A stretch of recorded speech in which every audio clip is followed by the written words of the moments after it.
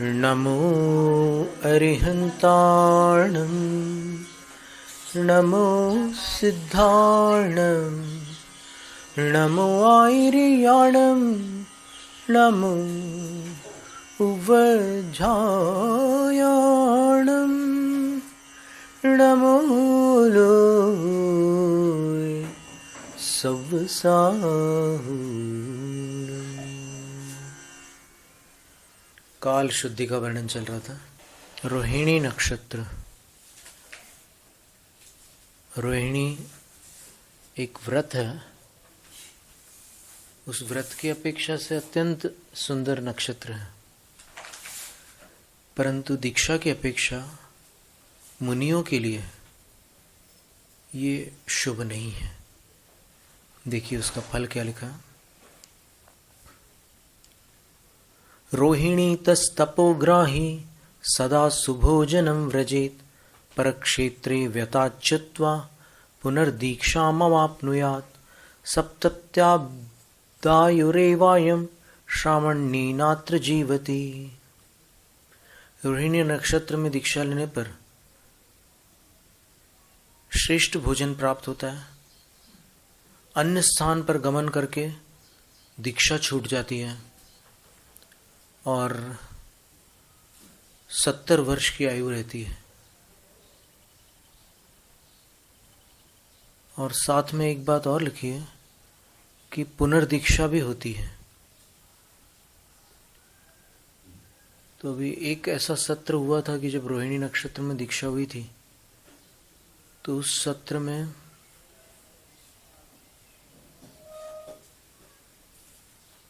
अब फिर इसमें क्या होता है कि दीक्षार्थी के पुण्य भी अलग अलग होते हैं, और जो कुछ शुद्धिकरण विधि जो गुरु करते हैं वो किसी के लिए एक अच्छा काम कर जाती है और किसी के लिए नहीं भी कर पाती, अगर उसके कर्म का तीव्र उदय है। तो ऐसी एक दीक्षा हुई थी कि जिसमें से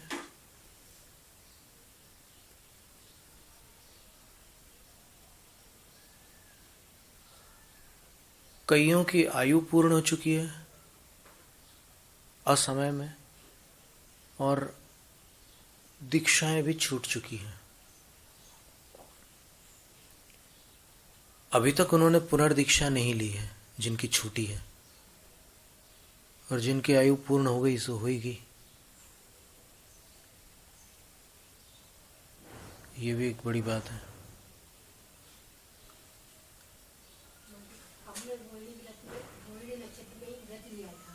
वो अलग विषय हो गया। पर आपकी बात अलग है माता जी, यहाँ पर मुनियों की बात चल रही है। आपके लिए अलग नक्षत्र बताए गए हैं ना। जो माताजियों वाले नक्षत्र है वो आपके लिए लागू होंगे, और उसमें अपन देख लेते हैं माताजियों के कौन से नक्षत्र हैं। देखो माता जी, व्रत के लिए ब्रह्मचर्य व्रत की बात कर रहे हैं आप, तो ब्रह्मचर्य व्रत के हम सुना देते हैं आपको, विषयांतर हो जाता है थोड़ा सा। ये देखिए ब्रह्मचर्य व्रत के नक्षत्र है पूर्वा भाद्रपदा मूलम धनिष्ठा च विशाखिका ब्रह्मचर्य व्रतादाने श्लाघ्य मृक्ष चतुष्टयम। 4 ही नक्षत्र होते ब्रह्मचर्य धारण करने के।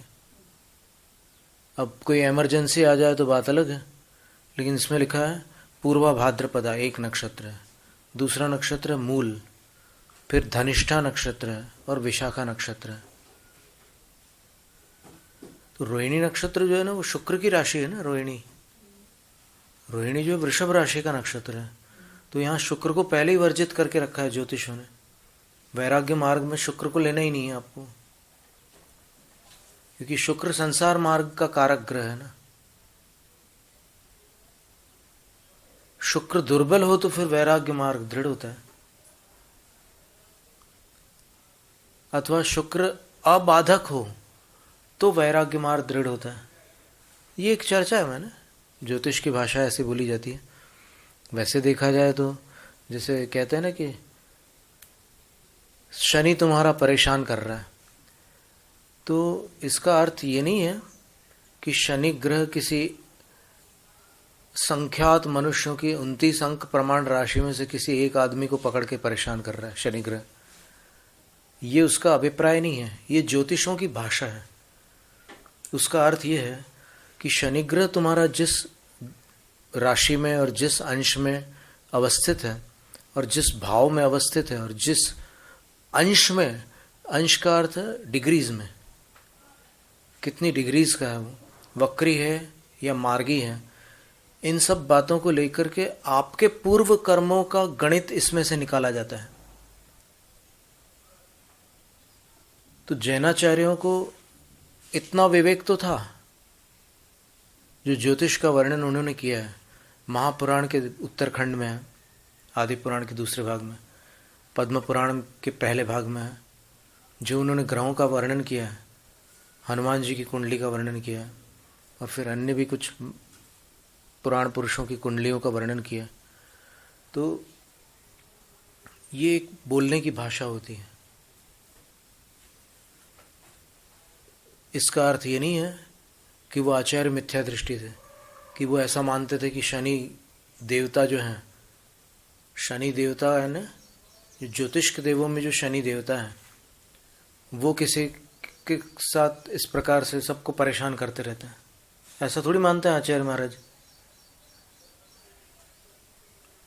पहली बात तो ये है कि अपन अपनी बुद्धि को पूर्वाचार्यों की बुद्धि से श्रेष्ठ कैसे मान लेते हैं, ये आज तक हमें पचा ही नहीं है कि उन पूर्वाचार्यों को अपन मंद बुद्धि और अपने आप को तीक्ष्ण बुद्धि और कुशाग्र बुद्धि कैसे समझ लेते हैं, ये समझ से बाहर है। इतने बड़े ग्रंथों की रचना करने वाले वो कैसे भूल कर सकते हैं? क्या उनको कारण कार्य व्यवस्थाएं पता नहीं थी जो आपको आज पता चल गई? कितने अद्भुत बात है, मतलब अद्भुत क्या, आश्चर्य की बात है। तो ऐसा नहीं है, ये एक भाषा है ज्योतिष की कि तुम्हारा मंगल नुकसान कर रहा है और गुरु तुम्हारे लिए अनिष्ट कारक है। तो इसका अर्थ ये नहीं है कि गुरु ग्रह तुम्हें अनिष्ट पहुंचाने वाला है, बल्कि ये है कि गुरु ग्रह की जो जन्म दशा है, आपके जन्म के समय की जो दशा है उसकी, वो दशा एक निमित्त मात्र है। उस निमित्त से प्राणियों के शुभाशुभ का ज्ञान प्राप्त करना निमित्त ज्ञान कहलाता है। तो निमित्त ज्ञान कह रहा है कि उस गुरु की अवस्था में आपको ऐसा ऐसा होगा, और बोलने में ही आता है कि गुरु ऐसा कर रहा है, बोलने में आता है। जैसे तुम्हारा मुंह मैं जब भी देखता हूं मुझे अंतराय हो जाता है। अब उसके मुंह में कोई अंतराय पैदा करने की ताकत है क्या? तो ये बोलने की भाषा होती है। इतनी भाषा जिनको समझ में नहीं आती वो आज बुद्धिमान कहलाते हैं, और वो कहलाते हैं सम्यक दृष्टि। देखो, इन ज्योतिष फोतिष को हम नहीं मानते, हम लोग तो सम्यक दृष्टि जीव है। हम पर को कर्ता कैसे मान सकते हैं? अपनी पर्यायों का कर्ता तो स्वयं द्रव्य होता है। अरे ये सब जानकारी उनको आपसे ज़्यादा थी जिन्होंने ये सब लिखे हैं ग्रंथ। और अभी भी 2 प्रश्न पूछेंगे तो धराशायी हो जाओगे, ज़्यादा होशियारी कर रहे हो, ज्ञान की बात बघारते हो। वैसी बात नहीं है, ये निमित्त मात्र है। अब 8 प्रकार के निमित्त ज्ञान, और वो रिद्धिधारी निमित्त ज्ञानी को अपन नमस्कार कर रहे हैं। गौतम गणधर नमस्कार कर रहे हैं, नमो अट्ठंग निमित्त, नमो अट्ठंग महानिमित्त कुशलाणम। तो इसको आप मिथ्यात्व कहोगे क्या? कभी नहीं हो सकता ये मिथ्यात्व। ये दृष्टिवाद अंग का विषय है, और दृष्टिवाद केवल सम्यक दृष्टि ही पढ़ते हैं, उसको पार नहीं कर सकते मिथ्या दृष्टि जीव। भिन्नाक्षर 10 पूर्वी हो जाते हैं वो, क्योंकि दृष्टिवाद 10वां पूर्व है, और वो भिन्नाक्षर 10 पूर्वी हो जाते हैं। मतलब पूरे अक्षर कंप्लीट नहीं पकड़ पाते मिथ्यात्व के कारण। और वो भी भव्य जीव हो तो। अगर अभव्य जीव होगा तो वो 11 अंग से ऊपर एक पूर्व में भी नहीं जा सकता। अभव्य जीव का उत्कृष्ट ज्ञान 11 अंग है। तो यहाँ इतनी सारी बातें जो लिखी हुई है, और यहाँ तक लिख दिया कि जो आचार्य इस परंपरा का उल्लंघन करते हैं वो बहिष्कार के योग्य है। इतने कठोर शब्द तो कभी कहीं देखने को नहीं मिलेंगे आपको। तो इससे आप अनुमान लगाइए कि ये कितना महत्वपूर्ण है काल शुद्धि का प्रकरण। और काल शुद्धि का ध्यान न रख करके जो अकाल में ऐसे अनुष्ठान करते हैं, उसका परिणाम देख लो क्या होता है। पुण्य एक सीमा तक साथ देता है। अगर आप पुण्य की परीक्षा ले रहे हो तो बात अलग है, फिर देख लो क्या होता है आगे चल करके। तो रोहिणी नक्षत्र की बात निकली थी, उसमें ब्रह्मचर्य व्रत जिनने भी दिया होगा आपको, वो एक अलग विषय हो गया, लेकिन ब्रह्मचर्य व्रत के जो नक्षत्र बताए हैं वो अलग है। केशलोंच में भी 4 नक्षत्र वर्जित बताए ना, क्या मतलब है उसका?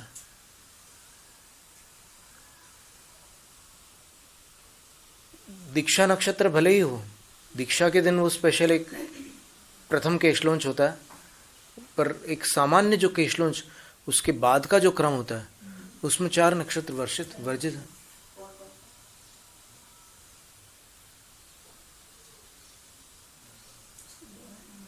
भरणी, कृत्तिका, मघा, विशाखा, जबकि भरणी नक्षत्र दीक्षा का नक्षत्र है, पर भरणी, कृत्तिका, मघा और विशाखा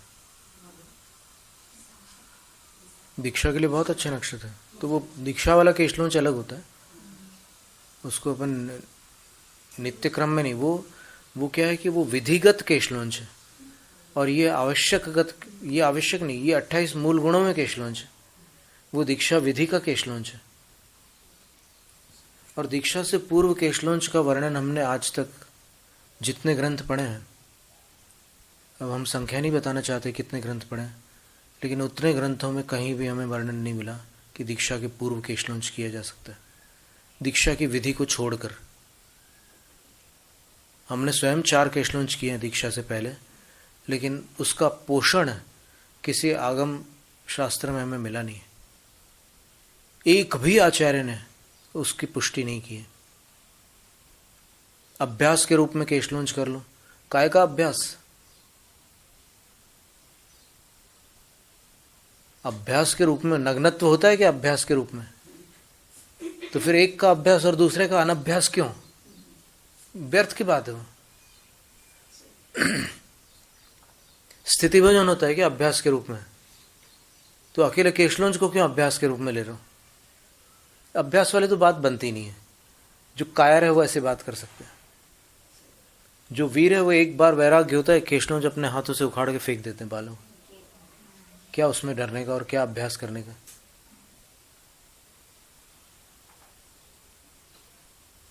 मोक्ष मार्ग का क्या अभ्यास करेगा कोई? 923 पुत्र भरत स्वामी के एकदम दीक्षा लेकर के केवल ज्ञान और मोक्ष को प्राप्त कर लिया उन्होंने। कौन सा अभ्यास था उनको? बोलने तक का अभ्यास नहीं था उनको।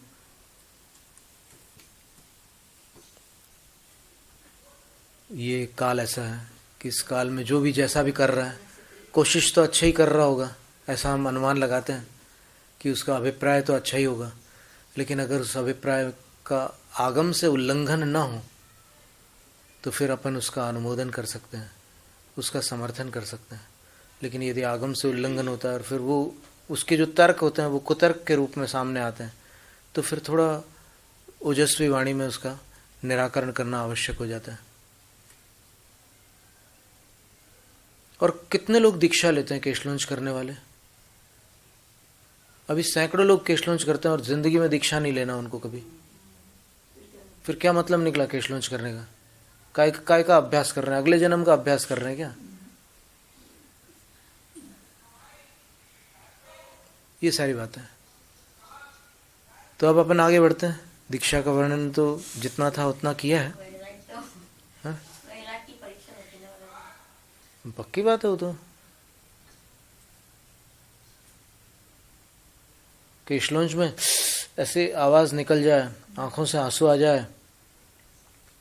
देखो, आंखों से आंसू कभी किसी स्थान के बालों को उखाड़ने पर आंखों से आंसू आ जाते हैं, वो उसको आंसू नहीं बोल रहे हम, वेदना के आंसू। कैसे आ सकते हैं? काय की वेदना? संसार की वेदना को जिसने बड़ा मान लिया और दीक्षा के लिए तत्पर हो गया, तो ये बालों के उखाड़ने की वेदना होगी उसको क्या? हाथ कट जाते हैं केशलोंच करते समय, हमारे हाथ में तो प्रथम केशलोंच का एक निशान अभी तक पड़ा हुआ है, काले रंग का एक डॉट है। ये इतने ऐसे गड्ढे हो गए थे यहाँ से केशलोंच करते समय, ये पूरा यहाँ का हिस्सा गड्ढा हो गया था, तो उसके अंदर जो राख चली गई वो अभी तक अंदर रह गई ना। 36 साल से ऊपर हो गया। 84 में किया था केशलोंच पहली बार।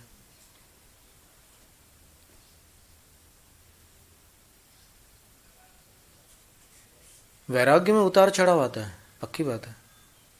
लेशाओं में अंतर आता है और कई परिवर्तन तो होते हैं दीक्षा के बाद। इसलिए आचार्य कहते हैं कि दीक्षा के समय का स्मरण करो, बीच बीच में कभी कभी। रोज करोगे तो वो उसकी भी आदत पड़ जाएगी और वो भी वेस्ट हो जाएगा, कोई फायदा नहीं होगा। पर कभी बीच बीच में स्मरण करो दीक्षा का, कि उस समय मैंने क्या सोचा था, मुझे कैसा लग रहा था। मुझे ऐसा लग रहा था जैसे अब मैं मोक्ष के अभिमुख हूँ। अभी तक मेरे लिए वो मार्ग नहीं खुला था, लेकिन अब मैं मोक्ष के अभिमुख हूँ। उत्ता मग्गेण चावि संयुत्ता, आरिका को मोक्ष मार्गी कहा है कुंदकुंदाचार्य महाराज ने सूत्र पावड़ की 25वीं गाथा में। जय दंसणीण शुद्धा सुत्तज्जयणीण चावि संयुत्ता घोरम चर्य चरितम उत्ता मग्गेण चावि संयुत्ता घोरे चरि चरितम इत्थी सुन पावया भणिया। आर्यिका अवस्था स्त्रियों में निष्पाप अवस्था होती है। कहते हैं कि जो सम्यक दर्शन से शुद्ध है, जो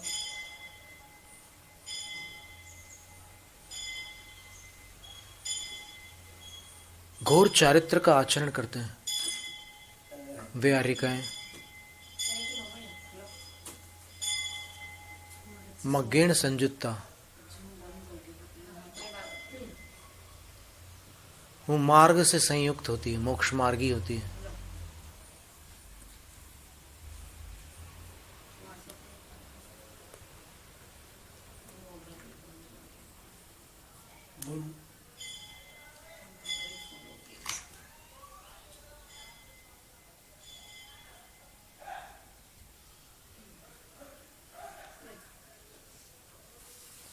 संग्रह, अनुग्रह और निग्रह, ये 3 गुण आचार्य के गुण होते हैं। ये 36 गुणों से हट करके 36 गुणों में ही आते हैं, लेकिन 3 गुण ऐसे विशेष रूप से बता रहे हैं। संग्रह, अनुग्रह और निग्रह करने के अधिकारी आचार्य होते हैं। ये आता आचारवान में ही आता है, पहले ही गुण में आता है। संग्रह का अर्थ दीक्षा देना, निग्रह का अर्थ प्रायश्चित देना। जी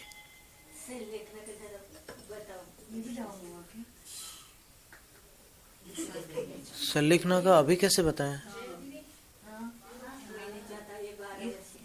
हाँ लिया आपने, हाँ वो अभी बताएं। इस स्वाध्याय में, इस स्वाध्याय में आचार्य परमेष्ठी का वर्णन चल रहा है, उसको हम इसमें स्वाध्याय भारती में हमने दिया है, वो पूरा क्रम दिया है। तो फिर अब और क्या आपको बताना? तो हम तो वही तो बताएंगे, हम तो जो शास्त्र में वही तो बताएंगे। फिर भी हम और सरल करके बता सकते हैं, थोड़ा विस्तार कर सकते हैं। उसमें कहाँ पढ़ा आपने? मृत्यु महोत्सव की प्रस्तावना पढ़ी है आप, उसमें विधि दी हुई है पूरी। बहुत अच्छी बात है, वो सही बात है, बिल्कुल ठीक।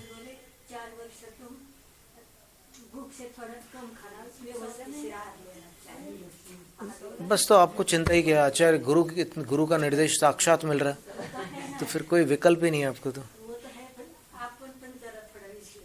हम कर देंगे जब इसका प्रसंग होगा ना, तब विश्लेषण करेंगे। अभी जो प्रसंग चल रहा है वो ये है कि आचार्य परमेष्ठी संग्रह, अनुग्रह और निग्रह करने का अधिकार रखते हैं। सब लोग नहीं रखते अधिकार। संग्रह का अर्थ दीक्षा, अनुग्रह का अर्थ शिक्षा और निग्रह का अर्थ प्रायश्चित होता है।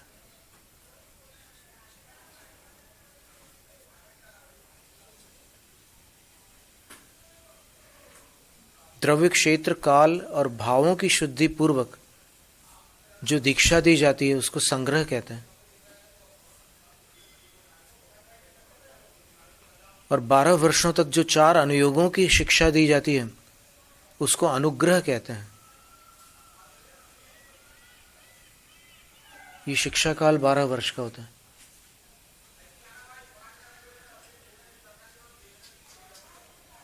और निग्रह, पश्चाताप के बिना प्रायश्चित और प्रायश्चित के बिना पश्चाताप निरर्थक है।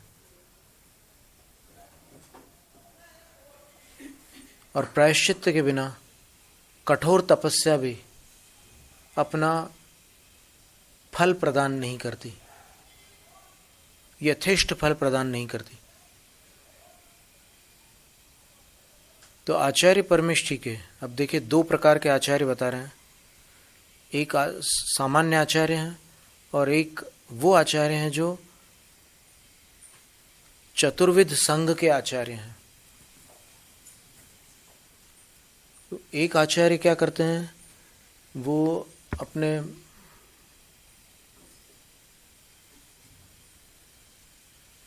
ऋषि मुनि यति अनगार इनके आचार्य होते हैं।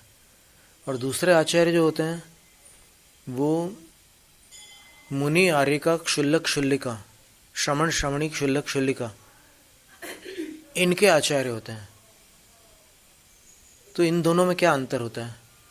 तो पहले अपन एक आचार्य की बात करते हैं जो चतुर्विद मुनि संघ के आचार्य हैं, और उनके साथ क्षुल्लक भी हो सकते हैं, लेकिन नारी वर्ग उनके साथ नहीं है। उन आचार्य के गुण कौन से हैं? तो 12 गुण बता रहे हैं। गुण न कहकर उसको विशेषता कह सकते हैं। जो संग्रह कुशल और अनुग्रह कुशल होते हैं, पहला। जो सूत्रों का अर्थ करने में विशारद होते हैं, जो विस्तृत कीर्ति से संपन्न होते हैं, जो 13 क्रिया और 13 चारित्रों से युक्त होते हैं। ये मूलाचार ग्रंथ में आई हुई गाथा 158 से 100, बस 2 ही गाथाओं में, 158 और 159, उसमें ये वर्णन पूरा मिल जाएगा आपको।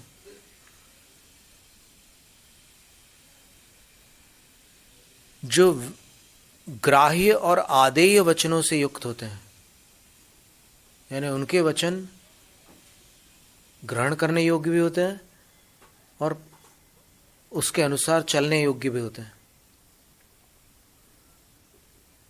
वे गंभीर होते हैं, क्षोभ को प्राप्त नहीं होते। गंभीर का अर्थ क्या होता है? क्षोभ को प्राप्त न होने वाले।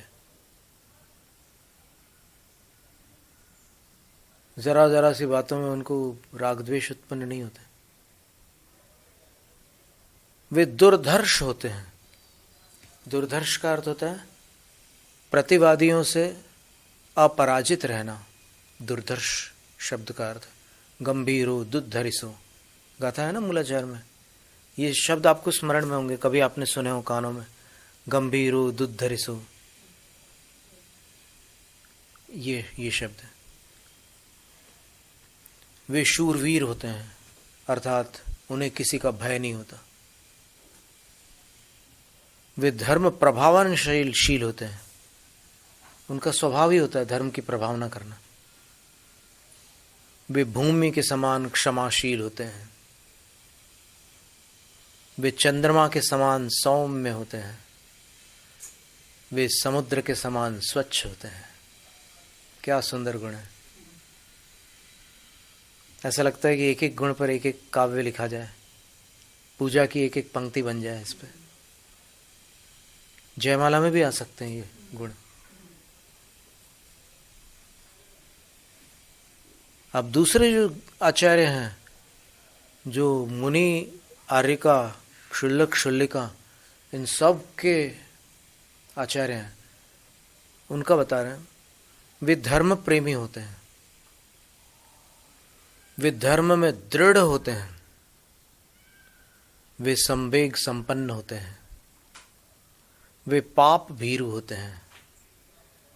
भीरु का अर्थ भय खाने वाला। भयभीत रहने वाले। वे परिशुद्ध अर्थात अखंडित आचरण वाले होते हैं।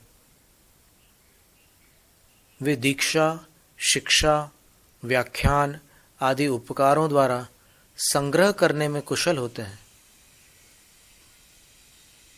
वे प्रतिपालन अर्थात रक्षा आर्यिकाओं की रक्षा कैसे करना उसमें भी कुशल होते हैं, तथा आचार्यत्व अर्थात आचार्य दीक्षा और गणिनी दीक्षा देने में भी कुशल होते हैं। अब देखिए, ये जो पंक्ति है ये अपने आप में कह रही है कि ये वाले आचार्य दीक्षा भी दे सकते हैं। संलेखना वाली बात नहीं कर रहे हैं, ये आचार्य दीक्षा और गणिनी दीक्षा देने वाले आचार्य की बात कर रहे हैं। ये चतुर्विद संघ के आचार्य होते हैं। वो भी चतुर्विद संघ है और ये भी चतुर्विद संघ है, लेकिन देखिए दोनों में अंतर। कितनी अनोखी बात अपने स्वाध्याय में आज निकल रही है। सही बात है, वहां पर चतुर्विद मुनि संघ है, चतुर्विद मुनि संघ, ऋषि मुनि यति और अनगार उनके आचार्य हैं वो। और यहाँ पर श्रमण श्रमणी क्षुल्लक क्षुल्लिका ऐसे चतुर्विद संघ के आचार्य हैं।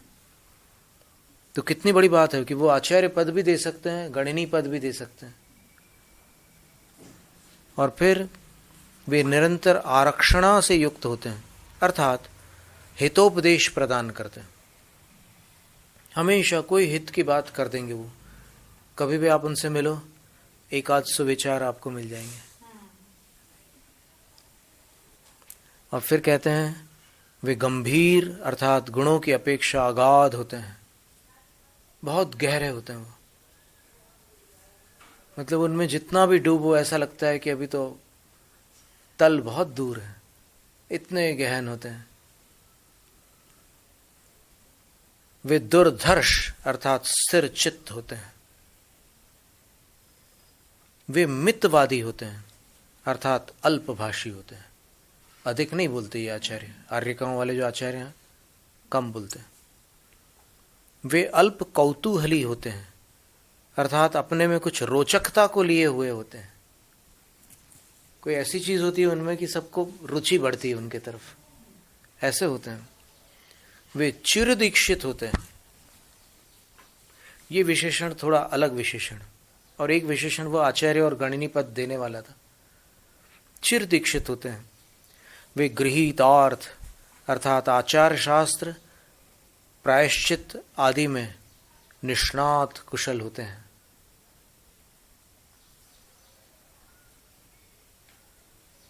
टीकाकार आचार्य वसुनंदी सिद्धांत चक्रवर्ती के कथनानुसार उपर्युक्त गुणों के अंतर्गत संग्रह, अनुग्रह, कुशलत्व गुण से आर्यिकाओं के गणधर आचार्य पद एवं उपलक्षण न्याय से गणिनी पद के भी प्रदाता होते हैं।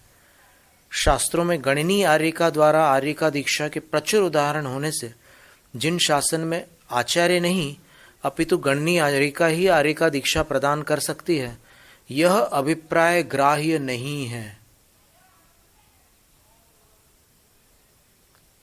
भोपाल के पंडित राजमल पवैया जी ने एक काव्य लिखा था, पढ़ो उठाकर मूलाचार, और उसमें उन्होंने जितने भी पद लिखे थे सर्वत्र आचार्यों द्वारा आर्यिका दीक्षा का उन्होंने निषेध किया था।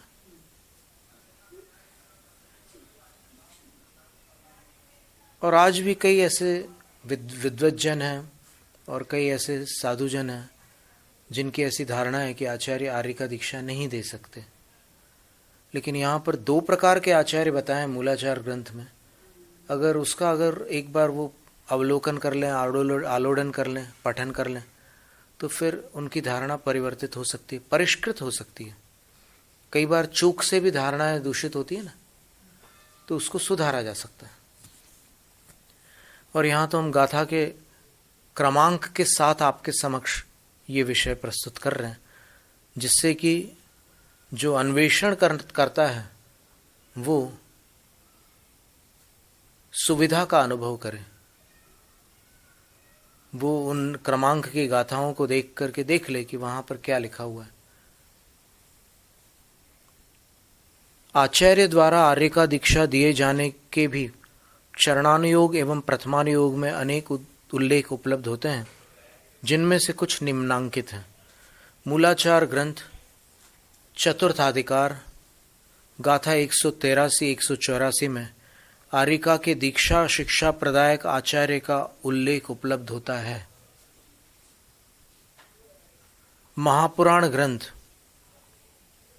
पर्व 24 श्लोक क्रमांक 175 में भगवत जिनसेन आचार्य ने लिखा है कि तीर्थंकर वृषभ देव के समवसरण में भरत की छोटी बहन ब्राह्मी गणधर वृषभसेन गुरु के अनुग्रह से दीक्षित हो गणिनी पद को प्राप्त करके देवों द्वारा पूजित हुई।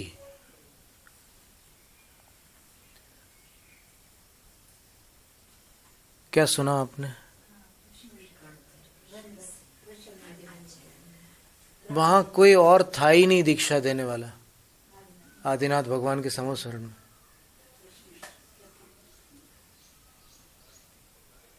क्योंकि ब्राह्मी के बड़े भैया ने ही दीक्षा लेकर प्रथम गणधर का पद प्राप्त किया था।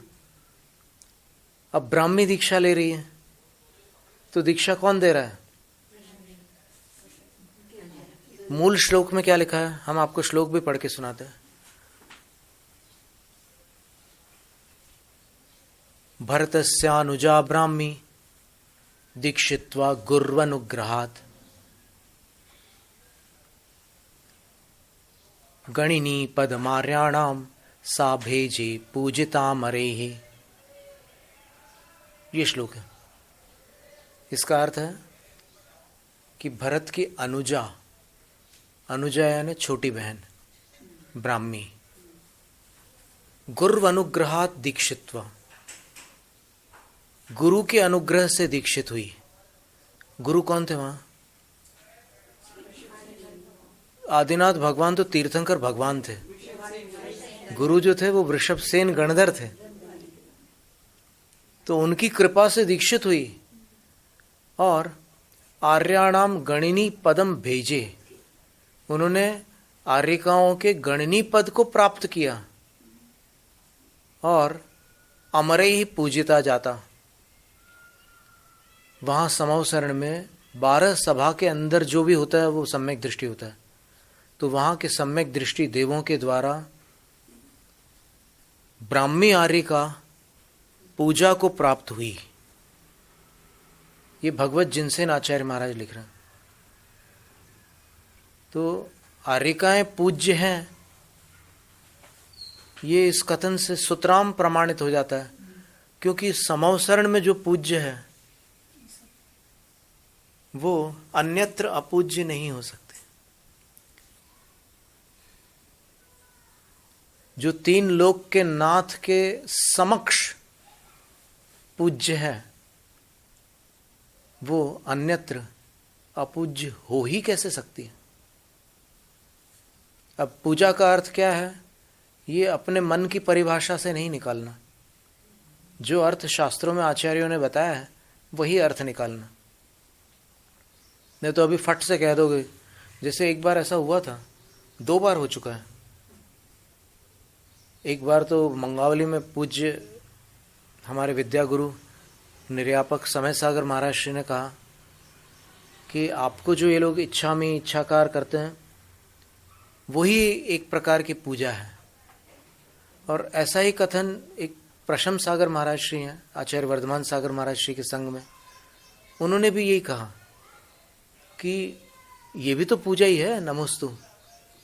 तब हमने उनको प्रति प्रश्न किया कि महाराज श्री, यदि आप इसको पूजा मानते हैं तो फिर चौके में पूजा न करके नमोस्तु करने वाले से आप आहार ले लेंगे?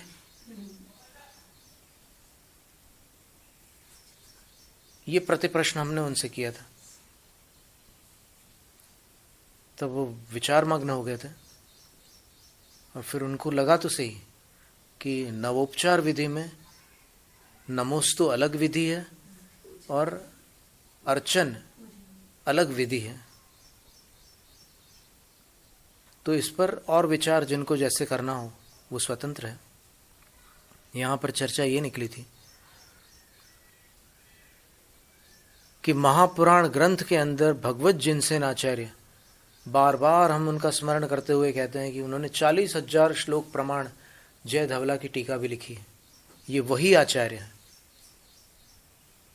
वो आर्यिकाओं की पूजा का वर्णन कर रहे हैं समव शरण के अंदर 12 सभा में, जहां उनकी गणनी पद की दीक्षा भी हुई है और आर्यिका दीक्षा भी हुई है और देवों ने उनकी पूजा की है।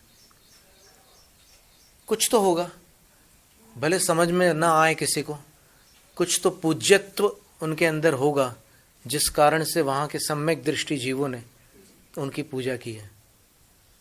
और देवों ने जब पूजा की वहां पर उनकी, तो मनुष्य क्या तमाशा देख रहे होंगे? क्या मनुष्य के भाव जागृत नहीं हुए होंगे कि जब देवलोग इनकी पूजा कर रहे हैं तो हम भी उसमें कृत रूप में नहीं, कारित रूप में नहीं, अनुमोदना तो की होगी? या फिर वो ऐसे बैठे होंगे कि ये क्या कर रहे हैं लोग? समव शरण है वो, वहाँ ऐसी कॉमेडी नहीं होती जो पंचम काल में हो रही है, ऐसी प्रवृत्तियां नहीं होती पंचम काल जैसी। फिर सुकुमाल चरित्र, 6ठा अधिकार, 19 और 20 नंबर श्लोक में ब्राह्मण कन्या नागश्री ने सर्वावधि ज्ञानी आचार्य सूर्य मित्र मुनिराज से आर्यिका दीक्षा प्राप्त की और अंततः विधिवत 1 माह की संलेखना लेकर 16वें स्वर्ग में देव बनी। वहां से चय कर आगामी मनुष्य भव में उपसर्ग विजेता सुकुमाल महामुनि बनी। तो इस प्रकार आज इतना ही स्वाध्याय रखते हैं अपन। इसके बाद आचार्य का प्रथम गुण ही इतना विस्तार से अपन ने पढ़ लिया। कब प्रारंभ हुआ था अपना ये स्वाध्याय? 1 गुण में इतने दिन निकल गए। जैनम जयतु शास्त्रम नमो आयर्याणम। श्रुत भक्ति का उत्सर्गम करोम्यहम्।